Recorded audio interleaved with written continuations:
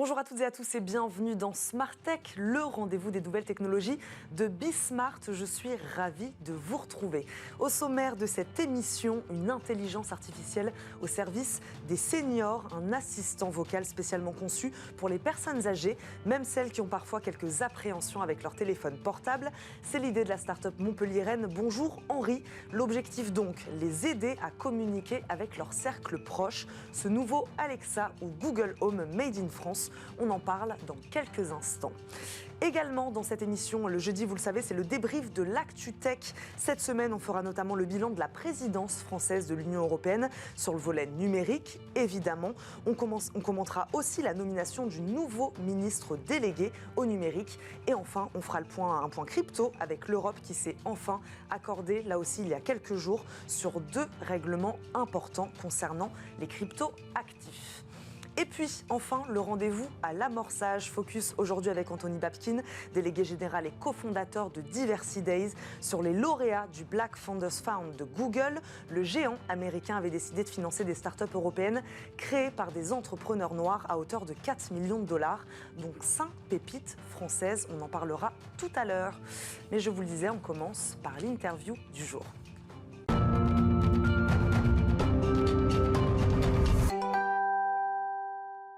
Et aujourd'hui, un assistant vocal dédié aux personnes âgées, je le disais, sur le même principe qu'Alexa ou Google Home, mais sans la partie vente d'une marketplace. Ici, l'objectif est de faciliter la communication entre les personnes âgées, souvent isolées et pas très à l'aise avec la technologie, et leurs proches ou d'autres services d'ailleurs.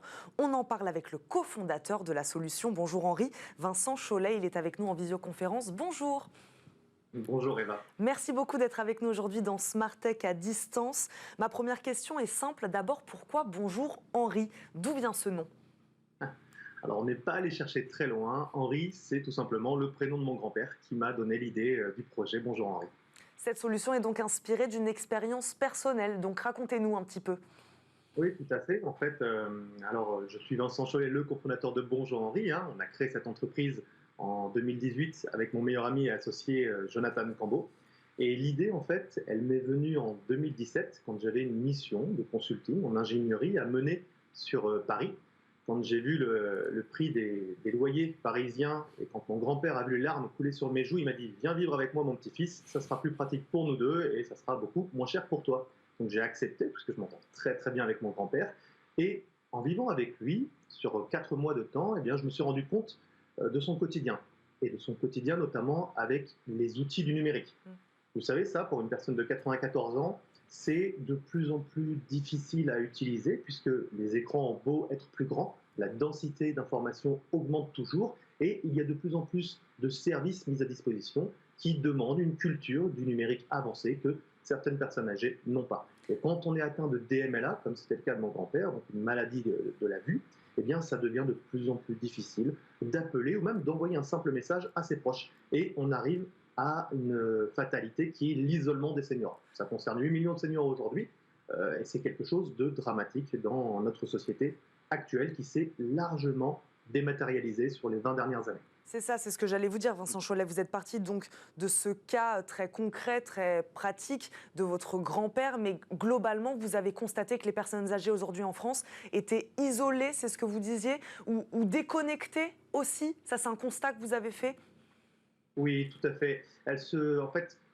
Tout simplement, l'exemple que j'ai remarqué, c'est que quand le banquier de mon grand-père lui demandait de prendre rendez-vous, eh bien, lui demandait de prendre rendez-vous en chatbot. L'État lui demande de payer ses impôts par application. Pour aller commander un taxi ou un VTC, il faut passer aussi par une application.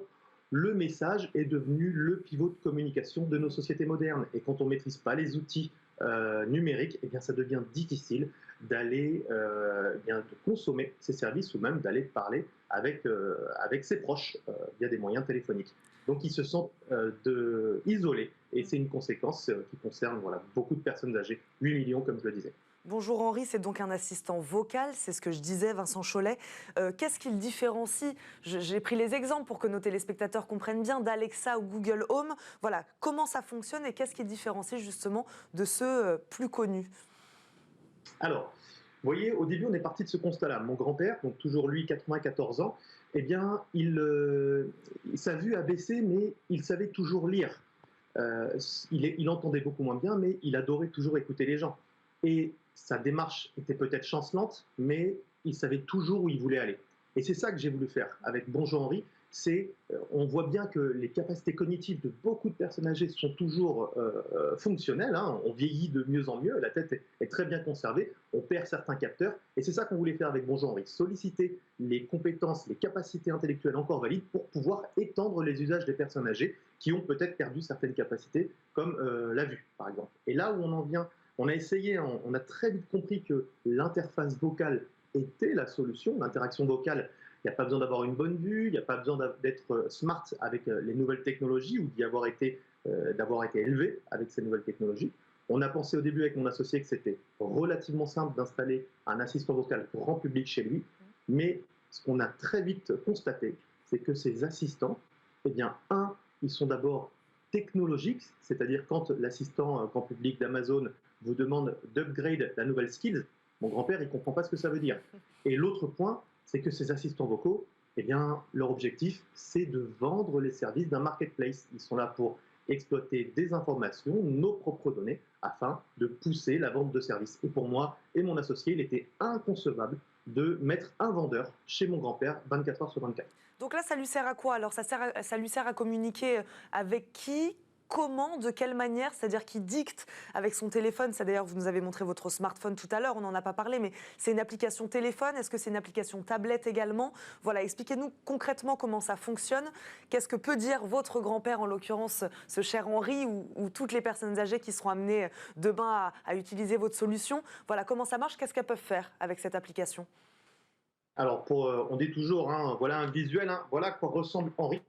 Donc, vous voyez, c'est une tablette qui est surmontée d'un socle avec une grosse enceinte qui a été gavée aux basses parce que les personnes âgées entendent mieux les graves que les aigus. On l'a vraiment conçu pour leur usage. Il y a un écran, comme vous pouvez le voir, qui permet de faire de la visio.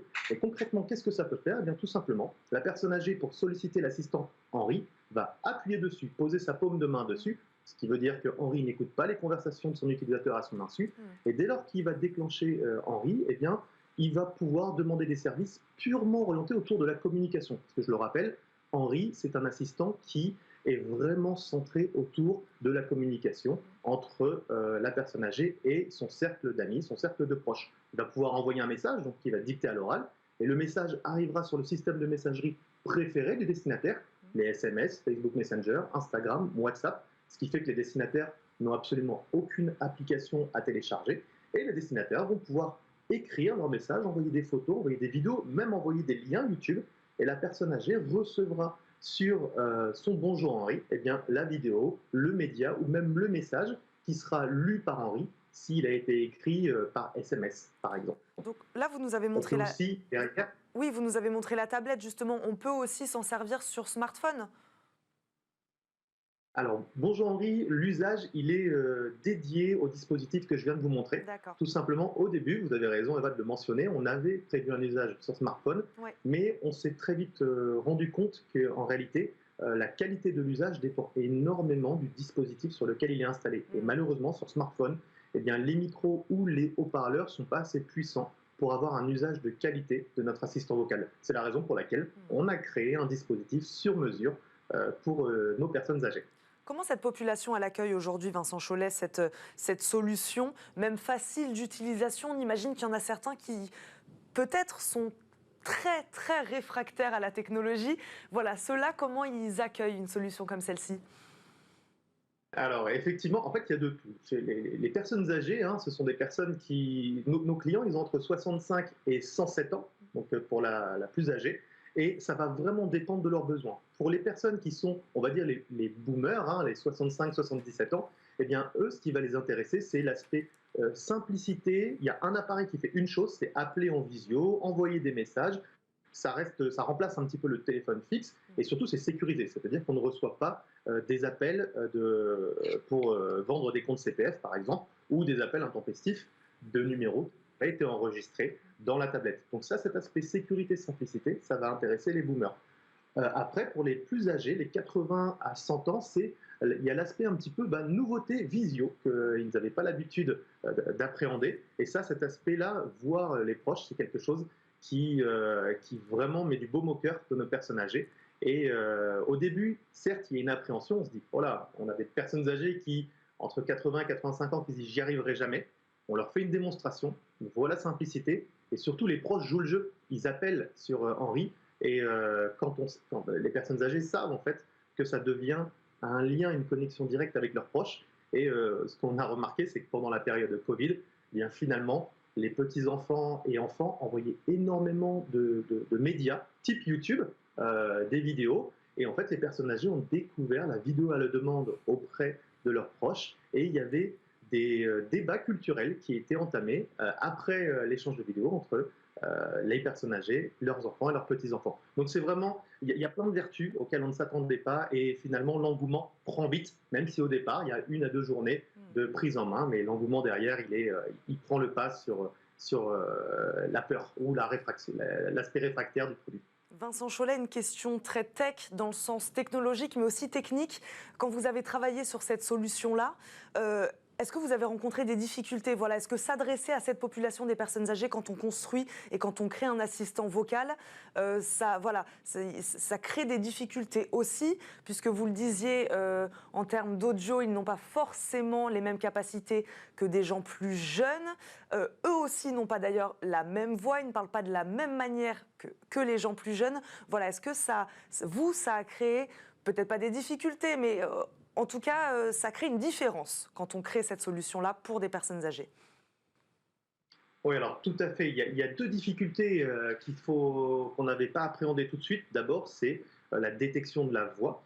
Effectivement, une personne âgée, elle parle avec il y a des vibrations, plus de vibrations dans la voix, des tremblements, et il va y avoir aussi des voix plus graves. Les personnes âgées ont la voix plus grave, ce qui fait que les assistants vocaux grand public ont un petit peu plus de mal à détecter, à transformer en tout cas la voix en texte auprès de cette population-là.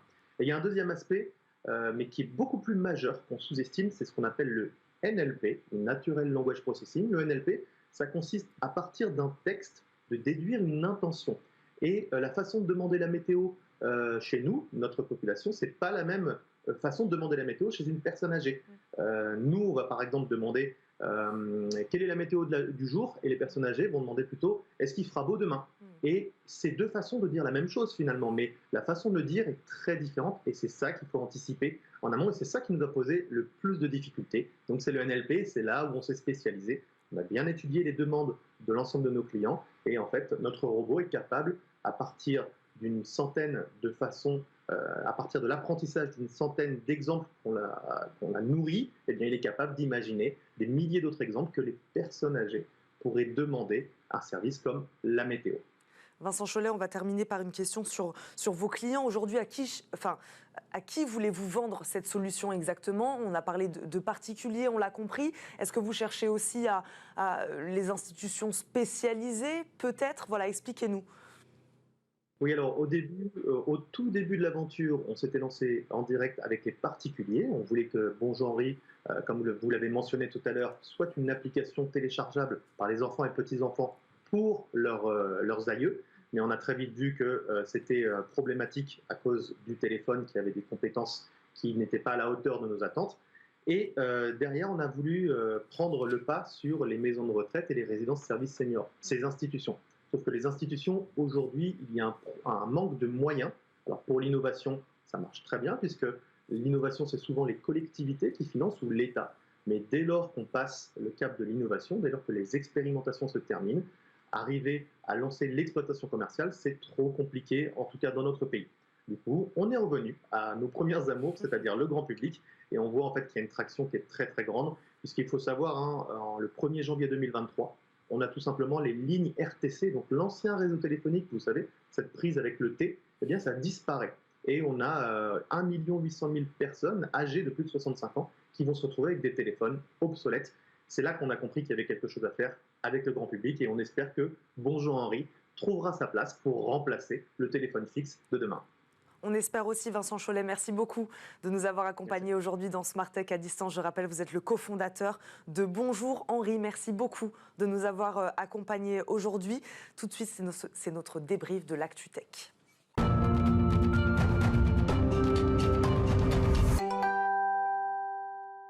Le débrief de l'ActuTech avec nos deux invités aujourd'hui. Alain Staron, on le connaît bien, président et cofondateur d'Artifil. Il nous accompagne aujourd'hui. Bonjour. Bonjour Eva. Merci beaucoup Alain Staron de nous accompagner aujourd'hui. Guillaume Seligman, on le connaît un peu moins, avocat associé au sein du cabinet Ayache. Merci beaucoup de nous accompagner aujourd'hui. Bonjour, merci de me recevoir. Merci à tous les deux d'être là pour débriefer de cette actualité. Je vous le disais donc tout à l'heure en préambule de cette émission, la présidence française au Conseil de l'Union européenne s'est achevée le 30 juin, il y a quelques jours donc, et l'heure est au bilan. Le pari semble plutôt réussi pour le volet numérique avec l'adoption du paquet DSA-DMA, des textes historiques visant à réguler les très grandes plateformes dans l'espace numérique européen. On reviendra également sur une avancée majeure sur le sujet cette fois de la cybersécurité. Alain Staron, qu'est-ce qu'on retient d'abord, c'est ce que je disais, de cet accord, l'adoption du paquet DSA-DMA. Pourquoi on retient ça d'abord? Qu'est-ce que ça a d'historique? J'ai envie de dire la fin des plateformes. Ouais. En fait, on écrit la possibilité de fragiliser suffisamment les plateformes pour laisser de l'air à tout le monde. C'est pas que j'ai rien contre les plateformes en tant que telles, sauf que c'est comme Il faut laisser les autres respirer. C'est comme un saule pleureur, c'est magnifique, mais il n'y a plus rien qui pousse dessous. Donc, et quand c'est un sol américain et que ce qui est dessous est européen, ça me pose moi un vrai problème de citoyen. Bien. Donc, ce qu'on retient, c'est ça. Ce qu'il faut retenir, c'est ça. C'est qu'on oblige les grandes plateformes verticales à casser leurs étages, ou ouvrir à chaque étage la possibilité à des tiers de venir utiliser les services. Enfin, je pense que c'est fondamental. C'est ce qui nous bloque dans plein de domaines. C'est ce qui fait aussi qu'ils font de la vente forcée. On en reparlera peut-être sur plein de sujets. Et donc, il était temps, et c'est une très bonne, je trouve, c'est une très bonne régulation. Mais c'est intéressant ce que vous dites, il était temps. Pourquoi ça devenait urgent aujourd'hui pour l'Europe de réguler ces très grandes plateformes numériques? Il fallait le faire, là. Si on regarde, là, je lisais là, ce qui sort, là, il sortait un truc récemment sur les résultats des clouds. 73% des clouds sont américains, 80% de l'augmentation est américaine. Et il y a quelques Européens qui se battent et qui n'y arrivent pas. Pourquoi ils n'y arrivent pas? Pourquoi le leader, c'est Amazon AWS avec 49% de part de marché? Pas parce que vous avez le cloud AWS, vous avez en même temps les outils d'IA, de développement, etc. Et donc, ils ont une verticalité de leur offre que les autres sont incapables d'offrir. Et donc, tant qu'on ne peut pas utiliser les outils d'AWS sur OVH, par exemple, hein, pardon pour les acronymes, et ben, OVH est plombé. Guillaume Seligman, même question. Qu'a-t-il d'historique cet accord? Pourquoi il était urgent de le faire? Et ensuite, voilà, je pose la question à l'avocat que vous êtes, si vous voulez rentrer dans le détail des obligations maintenant vis-à-vis de ces grandes plateformes du numérique. Alors, c'est un succès qui a été d'autant plus remarquable qu'il a été trouvé dans un champ qui était parsemé d'obstacles vraiment importants. D'abord, la France a pris la présidence de l'Union pendant une période assez courte et très mouvementée entre la pandémie et la guerre en Ukraine aux portes de l'Europe. Et donc, elle a eu cette occasion relativement unique, du fait aussi de l'attentisme d'autorités d'autres pays, notamment aux États-Unis, de se placer à l'avant-garde dans la régulation des plateformes. Peut-être aussi pour les raisons qu'évoquait Alain, qui sont le fait que la majorité des acteurs sont américains. Pour entrer un peu dans le détail, il a fallu trouver un équilibre entre la protection de l'innovation, parce qu'il y a aussi des acteurs européens, et qu'il ne fallait pas les plomber par des contraintes de régulation trop importantes, et puis, par ailleurs, la protection des citoyens, des consommateurs. Donc cet équilibre, il a été trouvé en fixant des seuils, et en fixant des modalités, et en assortissant l'ensemble de sanctions qui peuvent potentiellement être très lourdes. On peut aller jusqu'à 10% du chiffre d'affaires mondial consolidé. Donc, l'épée de Damoclès est particulièrement lourde. C'est ce que disait Alain Staron, on est sur une régulation très stricte, hein, on n'y est pas allé de main morte. En effet, mais l'exemple qui a pu inspirer la présidence française, c'était aussi le succès qu'a été le règlement sur la protection des données personnelles. Là encore, l'Europe s'était placée, inspirée par la France, s'était placée à l'avant-garde, et elle a réussi à instaurer un standard et des mécanismes qui aujourd'hui essaiment dans le monde entier. C'est vraiment l'Europe qui porte le phare, qui éclaire la voie, et on peut espérer, enfin en tout cas c'est mon cas, que ce sera la même logique qui prévaudra pour la DMA et la DSA. DMA, c'est pour les plateformes, et DSA, c'est pour les services. Voilà. Après, on peut rentrer dans les détails, mais il y a juste un autre aspect que je voudrais évoquer, parce qu'il est également très important pour cette présidence française de l'Europe, c'est le réveil de la souveraineté. Oui. Outre ces législations, il y a le projet de directive Nice 2 qui a été conclu sous la présidence française et qui permet à l'Europe de retrouver en quelque sorte, de remettre l'accent sur les projets de souveraineté en matière de cloud, en matière de composants électroniques et en matière de cybersécurité, de protection des entreprises et des administrations. Et on peut mesurer, à la lumière de l'actualité, à quel point cette initiative était importante. Avancée majeure aussi, je voulais en parler un peu plus tard, mais sur cet aspect de la cybersécurité, en effet. Oui, effectivement, il était temps. Il était temps. Juste un tout petit... Oui. Vous vouliez réagir sur la partie, effectivement, on casse les plateformes et l'Europe a rendu une vraie réglementation basée sur un RGPD, entièrement d'accord. C'est très intéressant parce que des gens comme la Corée ou l'Inde ont pris ont rendu des décisions de justice très parcellaires à l'encontre d'Amazon surtout, toujours dans le même esprit, pour casser les plateformes. Donc, enfin, un continent traite le problème dans son ensemble. Ça, c'est très, très bien. Et cybersécurité, oui, c'est le pendant de la même chose pour les côtés, effectivement, de protection. Il y a encore du chemin là-dessus, j'ai envie de dire. Mais bon, on en parlera peut-être plus tard. C'est pas dans la bonne direction. Je repose la question là, encore une fois, Guillaume Seligman, à l'avocat que vous êtes. Il y a la partie législation, évidemment, et puis ensuite, il y a la partie mise en œuvre. Voilà. Quelles vont être les difficultés rencontrées aujourd'hui par les États européens ou par la France, on peut prendre le cas de la France, pour l'application de cet accord-là? Alors, c'est une question qui est intéressante parce qu'elle met le doigt sur la difficulté principale. Ouais. Il y a la force de l'exemple. Récemment, la Commission européenne a eu l'occasion de hausser le ton contre certaines des grandes plateformes, notamment Google et Amazon, avec des sanctions qui commencent à être très substantielles et qui font évidemment réfléchir les acteurs américains notamment, mais pas seulement. Certains acteurs chinois aussi sont obligés d'intégrer maintenant la réponse européenne. Et du coup, c'est une première manière de mettre en œuvre, en quelque sorte, en disant qu'une personne avertie en vaut deux. Il y a un second mouvement qui est de donner du temps aux acteurs européens pour anticiper, se mettre à niveau et intégrer dans leur démarche de conception de leurs produits, de leurs services, ces contraintes de manière native, de façon à en faire des acteurs plus agiles, mieux adaptés. Nous, la France, par exemple, est-ce qu'on a un cadre législatif aujourd'hui qui va permettre, je ne sais pas, une application peut-être plus facile aujourd'hui de ces directives-là? Alors non seulement on l'a aujourd'hui, mais on l'avait même hier, puisque la France est un des acteurs qui a le mieux anticipé ces questions. Sur le plan des données personnelles, c'est depuis 1978 que la France se préoccupe de ces sujets. La LCEN avait déjà, enfin la loi pour la confiance dans l'économie numérique avait déjà préparé le terrain sur le plan des plateformes, des hébergeurs, le régime de responsabilité qui est lié notamment. Et elle avait, par la loi Pacte, déjà commencé à prévoir le statut des prestataires de services sur actifs numériques. Donc il y avait un travail en quelque sorte de débroussaillage, d'élaboration conceptuelle, de catégorisation qui avait été fait.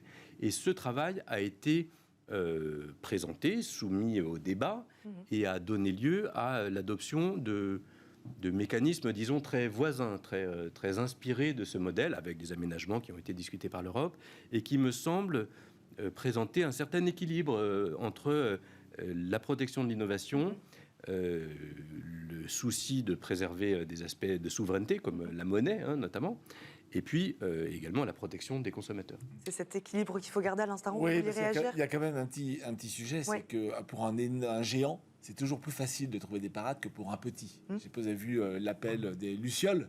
Les lucioles, c'est l'opposé des licornes, et qui se disent aidez-nous, en particulier sur les RGPD. Ils disent c'est tellement compliqué que nous, on a moins de moyens que des grands pour y arriver. Donc, c'est un peu le diable se dit dans les détails. Je pense que sur DMA, DSA, il y aura moins de sujets, parce que clairement, on vise que les plateformes intégrées. Mais quand même, gardez présent à l'esprit que trop de réglementation. Pour les petites structures. Pour les petites structures, leur mettre des cailloux dans le sac à dos, quoi. Alors, oui, allez-y, réagissez. Après le temps file, on va passer à notre autre sujet, évidemment. C'est très vrai, mais justement, cette législation unifiée pourra aider, je pense, à permettre d'avoir une vision un peu claire, y compris pour les petits acteurs. C'est pas trop difficile à développer. On continue à parler des avancées européennes sur le volet numérique avec une réglementation qui encadre cette fois les cryptos actifs. L'Europe s'accorde sur 2 règlements, MiCA et TFR, et se dote ainsi d'une régulation plus harmonisée sur les crypto-monnaies. Est-ce que c'est la première fois que l'Europe se dote d'un cadre harmonisé pour la régulation des cryptoactifs? Est-ce que là aussi, on est sur quelque chose d'un peu d'historique? Oui, on peut le dire. Et c'est d'autant plus heureux qu'on est passé à un cheveu de la catastrophe. Quelle catastrophe? 3 catastrophes. Ouais. La première catastrophe, c'était le risque, ou en tout cas la tentation, d'imposer la taxonomie européenne, donc la mesure de l'impact environnemental sur les activités, aux mineurs de crypto-monnaies. Ce qui aurait été la fin de cette activité en Europe. La deuxième catastrophe qui a été évitée, c'était de faire porter cette législation dans les mêmes termes sur la finance décentralisée, le fameux DeFi, parce que les mécanismes qui sont mis en œuvre sont très mal adaptés pour la régulation de ce domaine. Et puis la dernière catastrophe évitée, ça a été la régulation unique d'un domaine aussi disparate que les NFT. Dans les 3 cas, ça a donné lieu à un très vif débat pour des raisons à la fois idéologiques, politiques, techniques. Mais je crois que la France a réussi à peser dans les débats pour se donner le temps d'atteindre une certaine maturité. Donc ces sujets ne sont pas définitivement écartés. Peut-être qu'on y reviendra dans une prochaine mouture de MiCA. Mais en tout cas, ils ne sont pas traités de façon trop monolithique, ce qui aurait été un vrai drame, parce qu'on est à l'aube de ce qu'on peut considérer être une révolution d'ampleur majeure. Et du coup, obérer les chances de succès des acteurs européens à ce stade aurait été vraiment dramatique. Alain Staron. Oui, moi je retiens, parce que je ne suis pas spécialiste comme vous, Guillaume, je retiens parmi les choses que je trouve pertinentes, c'est l'obligation de devoir s'appuyer sur soit des fonds propres, soit des liquidités convertibles. De loin, je me dis que ça va éviter des grands crashs. Comme on en a connu récemment. Et on se souvient pas de la crise de 29, mais voilà, à un moment, il vaut mieux qu'il y ait des liquidités quelque part. Ça, c'est un premier point. Puis le deuxième point, c'est aussi de dire, une stablecoin, il faut qu'il y ait une majorité de monnaie européenne dedans. Donc j'aime bien parce que c'est pas trop. C'est le minimum, à mon avis. Et effectivement, les NFT, on verra plus tard. Et heureusement, parce que c'est quand même compliqué de vouloir tout légiférer tout de suite dans un monde qui bouge tellement vite, quoi. Mais sur cet équilibre, encore une fois, il y a une question d'équilibre. Comment réguler sans étouffer? Puisque là, on parle des plateformes. Il y a les plateformes de trading, évidemment. Il y a aussi ces utilisateurs, ces investisseurs français qui investissent de plus en plus tous les jours dans ces crypto-actifs-là. Voilà, c'est un peu ça qu'il faut trouver, c'est-à-dire innover sans étouffer et sans... voilà, là, qui est touché? C'est les plateformes de trading aujourd'hui qui sont touchées par ces régulations-là. Aujourd'hui, l'investisseur français, le particulier, est-ce qu'il se rendra compte de cette régulation-là? Comment lui va la vivre? Alors, vous avez raison. Réguler sans étouffer, c'est toute la difficulté de l'exercice. Trouver ce juste point d'équilibre, c'est ça que le législateur européen doit faire. En revanche, ça n'est plus uniquement une question de plateforme ici. Toute la chaîne de valeur, de la conception des technologies à l'émission des produits, aux plateformes sur lesquelles elles peuvent être échangées, aux distributeurs et, in fine, aux consommateurs, doivent trouver le bon mix entre la protection de l'innovation et la protection du consommateur, et même des équilibres systémiques, parce que là, on parle d'actifs qui sont susceptibles d'avoir un effet sur les équilibres de marché. Donc, l'équilibre entre l'encadrement et l'harmonisation passe par des statuts qui sont définis, qui sont étendus à l'échelle européenne, passe par des mécanismes de contrôle de certains types de produits, comme notamment les stablecoins que vous évoquiez tout à l'heure. Mais il n'y a pas que ça. Et passe également par le souci de préserver la compétitivité des acteurs européens. Et c'est d'ailleurs une des difficultés de l'exercice. C'est que, pour puissante qu'elle soit, l'Europe ne légifère que dans ses frontières. Il peut y avoir des aspects extraterritoriaux, on l'a vu avec la protection des données personnelles, bien sûr, mais l'idée est que les plateformes qui qui ne font pas de sollicitation active ne sont pas soumises à cette régulation, et l'essentiel des acteurs étrangers ne font pas, ou du moins prétendent ne pas faire, de régulation active. Donc c'est sur ce type de critères que la difficulté va se poser. Bon, on va terminer cette discussion, je le disais, en disant un mot quand même sur la nomination du nouveau ministre délégué au numérique, Jean-Noël Barrot. Il succède, vous le savez, à Cédric O. Mais contrairement à ses deux prédécesseurs, d'ailleurs Mounir Majoubi et Cédric O, il n'est donc pas secrétaire d'État, mais bel et bien ministre délégué, une première sous la présidence d'Emmanuel Macron. Alain Staron, est-ce que vous pouvez déjà nous dire d'où vient-il? Qui est Jean-Noël Barrot? C'est un peu la question à 1 million, puisque c'est un peu l'inconnu. Voilà, Oui, moi je ne le connais pas, mais je connais très peu de gens, donc je ne suis pas du tout un critère. Donc j'ai fait comme tout le monde, j'ai regardé. Oui. Mais ce qui est bien, c'est quelqu'un qui est, on est tous assis, qui n'est pas technique. Et je trouve ça très bien. Plus un politique qu'un technicien, c'est ce qu'on a dit. Un économiste. C'est-à-dire c'est quelqu'un qui, si j'ai bien compris, a bossé au MIT sur les financements de l'innovation, les financements des startups. Et donc pourquoi je trouve ça bien? Et j'espère que son cabinet ne sera pas fait de trop d'ingénieurs, parce que ce dont on souffre en France, dans le financement de l'innovation, c'est de conduire le résultat. C'est-à-dire qu'on dit développer ça parce que je veux ça, moi, tout puissant, sachant politique, mais sachant de quoi demain sera fait. Et c'est vraiment un truc qu'il faut qu'on change, au contraire de la Chine et des US. On dit allez-y, on verra bien. Nous, le on verra bien, c'est un truc hors contrôle, c'est pas français du tout. Donc ce que j'aime bien avec son profil, ce que j'ai simplement lu, je ne connais pas plus que ça, c'est que justement il a ce détachement par rapport aux filières technologiques pour dire à la limite, la technologie, je m'en moque, faites au mieux et c'est vous qui savez. Et moi, je vais organiser la partie financement. J'ajoute juste un point, c'est le programme de l'innovation de l'Europe qui vient de se lancer. 45 milliards, jamais on aura ça en France. Donc il faut qu'on se mette évidemment au cœur de ces sujets-là. Et pour rebondir juste sur la conversation précédente, dans les mécanismes mis en place, il y aura un bac à sable réglementaire. C'est-à-dire la possibilité de faire un peu à côté de la réglementation actuelle, justement pour préparer des choses qui ne seraient pas compatibles avec la réglementation actuelle, mais qui seraient très pertinentes et qui permettraient, qui demanderait à nos législateurs de modifier la législation future. Donc c'est extraordinaire qu'on ait réussi à mettre ça en place. C'est la présidente tchèque, c'est la prochaine, mais je trouve ça très très bien. Guillaume Seligman, non pas donc sur la personnalité évidemment de ce nouveau ministre, mais je le disais, quel message selon vous le président a-t-il voulu faire passer en élisant donc un ministre et non plus un secrétaire d'État? Alors, moi, je vais laisser au président le soin et puis au Premier ministre le soin de préciser leurs pensées à cet égard. Mais ce qu'un observateur détaché pourrait dire, c'est que, comme vous l'avez souligné, ça donne à cette fonction une importance accrue. Il y a une petite subtilité administrative française qui est que le secrétaire d'État ne participe au Conseil des ministres que sur les sujets qui l'intéressent, alors que le ministre délégué participe à tous les conseils des ministres. Donc ça n'est pas neutre. Ça n'est pas neutre non plus sur le plan protocolaire, et ça n'est pas neutre enfin par l'audience que le ministre a. Sur son périmètre et son champ d'action aussi, voilà, c'est ça qui va être intéressant évidemment. Mais le ministre délégué est aussi dans la sphère de son ministre d'État de tutelle, Bruno Le Maire. Et donc, qui est le ministre de l'économie. Qui est le ministre de l'économie. Et donc, ça montre bien le lien indissoluble qu'il y a entre l'économie, le financement et les aspects d'innovation, pas seulement de technologie, mais dans tous les domaines qui sont dans le périmètre de ce ministère.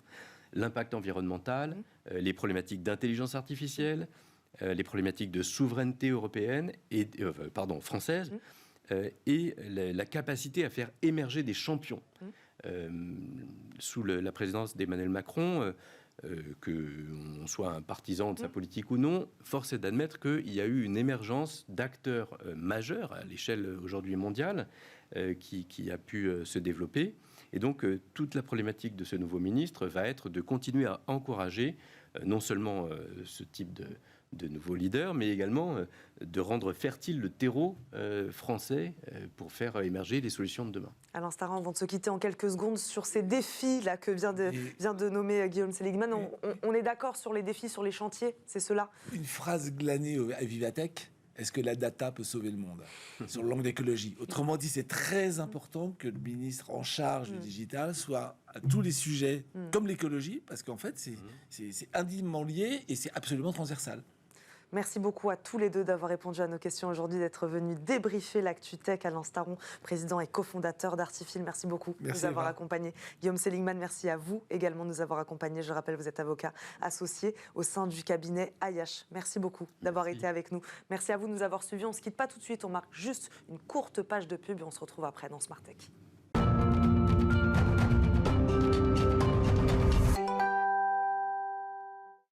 De retour dans Smart Tech pour le rendez-vous à l'amorçage. Aujourd'hui, Anthony Babkin est avec nous. Merci Anthony de nous avoir rejoints. Avec grand plaisir. Je le disais, aujourd'hui, on va faire un focus sur les lauréats de ce Black Founders Fund de Google.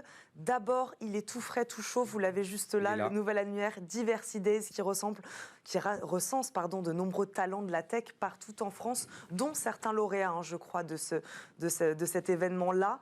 À quoi sert cet annuaire? Voilà, réexpliquez-nous. C'est chouette. Déjà, c'est une démarche très participative, collaborative. Il y a des dizaines d'acteurs de l'associatif, égalité des chances, tech, etc., qui s'y associent, dont Bismart et dont Smart Tech. Et l'objectif, c'est valoriser, c'est ce qu'on fait dans cette chronique depuis le départ, des personnes qui ont du potentiel, du talent, mais qu'on ne va pas voir suffisamment aujourd'hui sur la scène de la French Tech.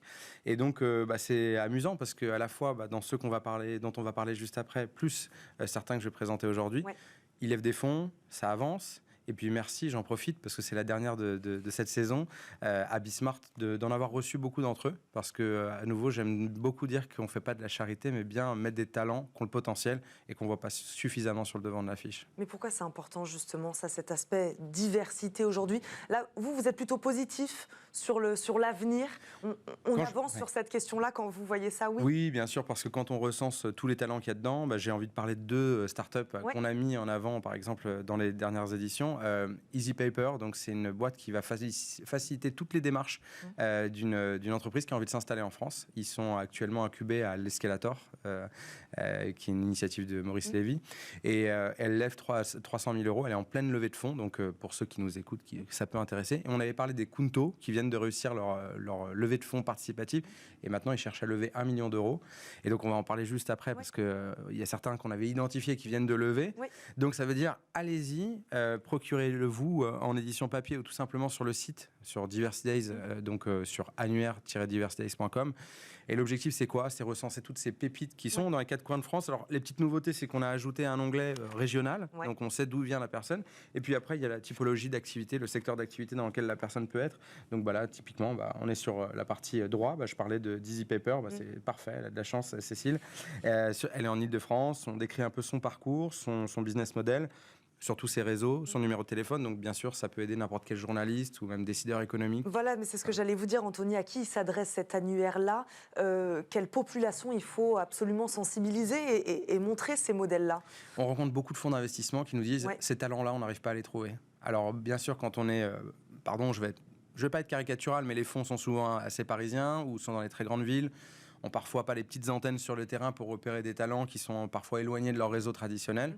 Donc notre rôle, c'est aussi d'aller les sourcer, de les rapprocher de ces fonds plus tradis et leur dire, tiens, regardez, on a un super talent, c'est pas les nôtres, c'est des talents français au sens large. Il porte elle porte une super solution, elle a besoin à un moment de lever, elle a fait, comme n'importe quelle start-up, l'épreuve d'un certain business model, ça fonctionne, il y a des premiers clients. Voilà de quoi les repérer. Pareil pour la scène économique, on se plaint souvent du manque de représentation dans les médias de femmes, mais pas que, de personnes de couleur, de personnes en situation de handicap. Donc cet annuaire est représentatif de ce qu'est le talent au sens large, si on lui met un grand S et si on parle des diversités avec un grand S aussi. Bon, Anthony, on va revenir évidemment donc, sur ce Black Founders Fund de Google et ses lauréats, 5 Français. Déjà, expliquez-nous à quoi sert ce fonds. Moi, si je n'ai pas dit de bêtises, à hauteur de 4 millions $, c'est ça, on est là-dessus sur des startups européennes. Faites-nous un petit résumé de ce fonds-là. Ce qui est intéressant sur le Black Founder, c'est sur ce fonds déployé par Google, c'est d'être parti d'un constat relativement simple, c'est qu'aujourd'hui, en Europe, les fonds levés par les personnes de couleur noire représente que 0,5% des levées de fonds, ce qui est très très faible, pour ne pas dire insignifiant. Et donc on voit bien, et Google en a pris conscience, et d'autres acteurs, qu'il y avait un enjeu de faire en sorte que des personnes qui ont le potentiel, comme on l'évoquait tout à l'heure, ne soient pas discriminées au moment où en fait il faut lever des fonds. Donc ils ont décidé donc ce fonds existe depuis quelques années, mais en tout cas cette année ils ont fait le choix de de sélectionner 5 Français.